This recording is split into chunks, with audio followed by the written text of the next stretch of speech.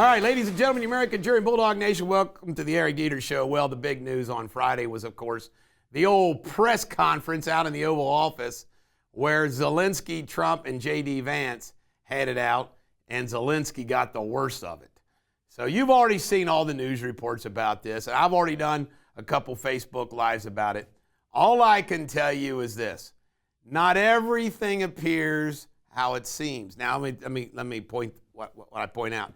Is that as bad as Zelensky's position is right now, Trump will use this at the same time to get with Putin. And that's the next topic. Trump's next step will be getting Putin to move a little bit. That's what he's doing. He's getting Zelensky to move a little bit based upon Zelensky's concern that he's going to be held out to dry. He doesn't have cards to play. Putin, he's going to turn around and say, now listen, Europe's going to put boots on the ground. You need a deal as bad as Zelensky does. Trump is representing our United States interests, and he's doing it very well.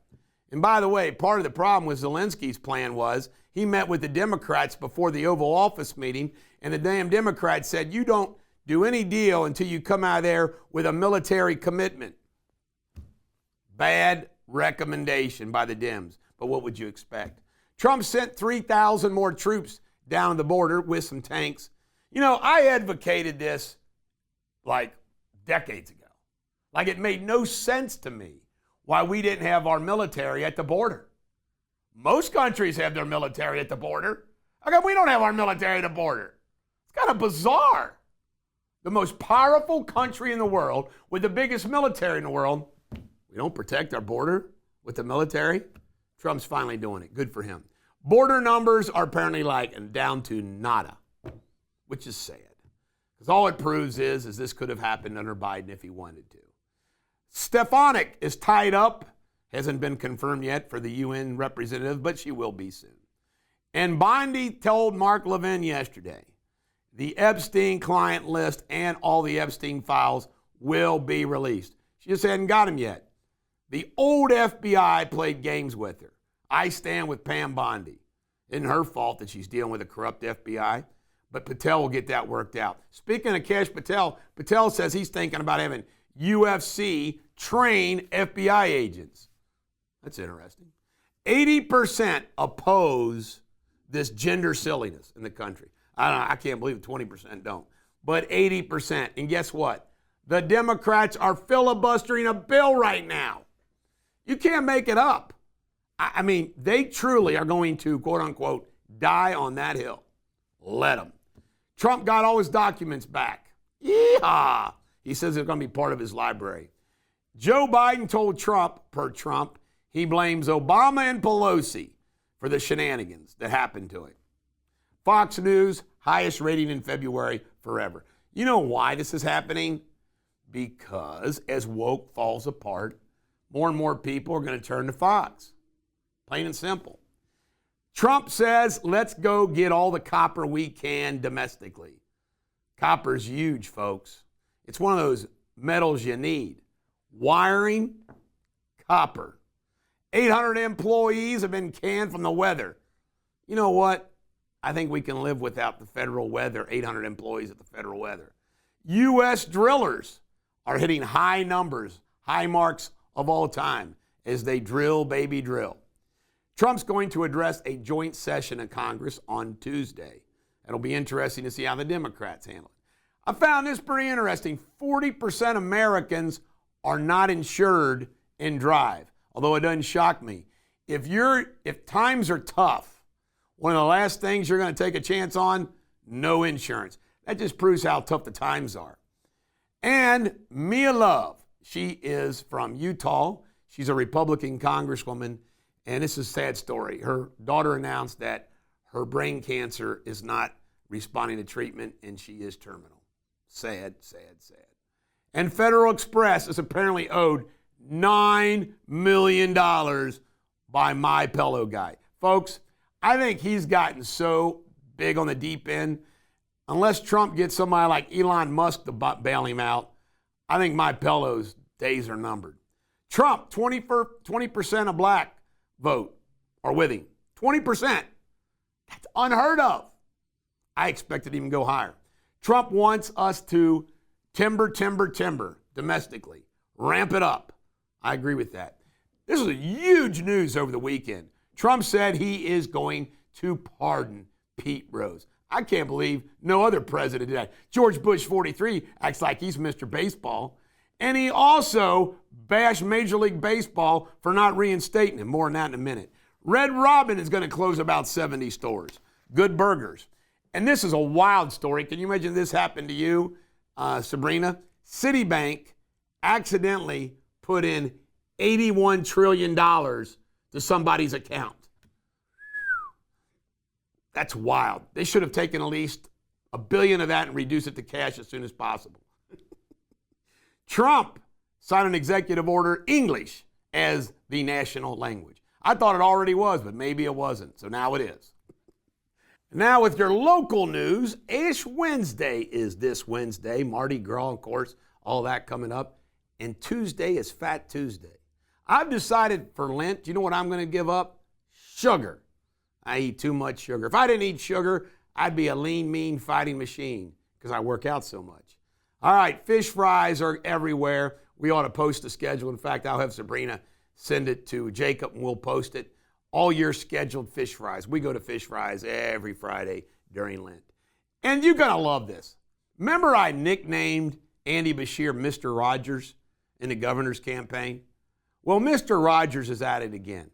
Commenting about the Trump-Zelensky battle, he goes, you know, the key is to be kind. Folks, I just read the biographies last year. Hamilton, Washington, Grant. I read the biography of Truman this year. Now I'm working on Eisenhower. You know what? There's a time to be kind to your fellow man. But if that's what you want as the President of the United States, you'll have another Jimmy Carter. That's what Andy Beshear would be, another Jimmy Carter. Let's be kind. Really? John Grau, no S on it. John Grau, J-R-A-U-E. J-R-A-U-E. John Grau was arrested, apparently turned himself in. He was the gentleman that hit and ran a Boone County deputy along the interstate. Did he know he hit him? I don't know. Probably did. I don't know. Facts will come out. But they tracked him down. The Boone County deputy is going to be okay, I think. And the Campbell County Bridge is going to be closed for a couple months. The Plum Creek Bridge. That's going to inconvenience lots of folks. And the Kentucky Film Office continues to make headway. There's a Senate bill to make this kind of a permanent thing. They've opened up a little studio down in Owensboro. There's one coming in Louisville. I got an inside track. There might be one coming in Northern Kentucky. Predatory consulting for VA. Now, here's my point about this. There's apparently a bill progressing to stop this. You know, some vets might need the help, but I don't know what the deals are. Some consulting's necessary. I'm against predatory consulting. I know I got one Facebook friend who does it for free, he says. That's interesting. Greg Horde, Channel 19, and also Enquirer, sportscaster, dead at 73 years old. Covington robbery shooting. There was a robbery, and I think the guy had an axe and a bat or something. Cops shot him. I don't think he was killed or not. I don't know. But that just happened on Friday. In the Ohio semiconductor shindig coming to Ohio, Intel. Apparently it's not going to open until 2030. Now in world news, sanctions for Hong Kong. Maybe there needs to be some sanctions against Hong Kong for selling devices for Iran for their drones. UK Prime Minister Starmer says he's considering putting boots on the ground to help Zelensky. I think that's all part of negotiations with Putin, and Trump's aware of it. Ukraine. Trump says Ukraine will never be in NATO. United States has sent an aircraft carrier to the South Korean Sea. Show of force. An earthquake of 4.4 hit a tourist town in Australia. They're evacuating. Colorado hitman, this businessman pictured here from Colorado, was down in Belize, and it looks like he was a victim of a hit. Bullet behind the back of his head. And Congo says, hey, U.S., we got some minerals. We'll make a deal with you too. And then there's the big dispute over who's going to get the Chacos Islands. Should the United States or someone else get it? Interesting. All these little islands, you think they're not important, but they can become important. In Sports Without Boundaries, the Reds beat the Cubs. Frank Cona, the coach, says, Pete now, Pete forever. Johnny Manziel's mom got arrested for DUI. Rick Pitino, St. John's, won the Big East, and he's headed probably to a 2 or a 3 seed. Jimmy Butler apparently tore up his apartment for $125,000 worth. John Gruden is now back in the Ring of Honor for the Bucks. Steer has got a shoulder problem, and this great. Here we go again with the Reds. The University of Houston beat UC. Pat McAfee is upset about Canada booing us. So are we. Speaking of that, the Rangers fans booed the Canadian anthem during the game with the Maples. And Manfred, the baseball commissioner, claims he's considering a petition from the family to reinstate Pete Rose. Yeah, we knew what happened. Pete called it after he dies. Auburn 94, UK 78. UK sucked. Turned the ball over too much. Jackson Robinson in UK is going to be out for the rest of the year with a wrist surgery. NKU 88, Youngstown 79. An 18-year-old pole vaulter from LSU got T-boned by a motorcycle and died. 18 years old. Tragedy. Tragedy. And the Celtics, they were up the Cavs by 21, and the Cavs came back and beat them. Giants are considering, the New York Giants, bringing in Aaron Rodgers as the quarterback. And the WWE and UFC are considering opening up a boxing league. In pop culture, the Oscars or Academy Awards were last night. Did you watch them? I didn't. Conan O'Brien hosted. You can Google for all the people who won. I don't care.